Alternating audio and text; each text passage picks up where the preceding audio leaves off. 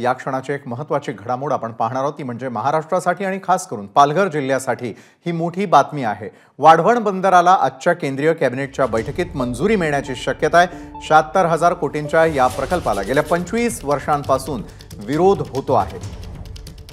सोमेश कोलगे आपले प्रतिनिधी या संदर्भात अधिक माहिती आपल्यापर्यंत देत आहेत। सोमेश, वाढवण बंदरासंदर्भातली महत्त्वाची बातमी येते, काय अपडेट्स आहेत? विशाल, आज मोदी सरकारची म्हणजेच एनडीए सरकारच्या दुसऱ्या कॅबिनेटची बैठक आहे। संध्याकाळी 5 वाजता ही दुसरी कॅबिनेट बैठक होते आणि या कॅबिनेट बैठकीमध्ये वाढवण बंदराच्या 76,000 कोटींच्या प्रस्तावाला मंजुरी मिळण्याची शक्यता असं कळतंय। सोबत कॅबिनेट कमिटी फॉर इकॉनॉमिक अफेअर्सची ही मीटिंग होणार असं म्हटलं जात होतं। कदाचित शक्यता आहे की जर ती बैठक झाली तर या निर्णयाला अजून गती मिळू शकते, परंतु वाढवण बंदराला मंजुरी मिळू शकेल कदाचित आणि आजच्या बैठकीमध्ये त्याविषयीचा निर्णय घेतला जाईल असं समजतंय। नक्कीच धन्यवाद या संदर्भात दिलेल्या सविस्तर माहितीसाठी। तर एकंदरीतच ज्या वाढवण बंदराला विरोध केला जातोय त्या वाढवण बंदराला आज मंजुरी मिळणार का, हा महत्त्वाचा प्रश्न आहे।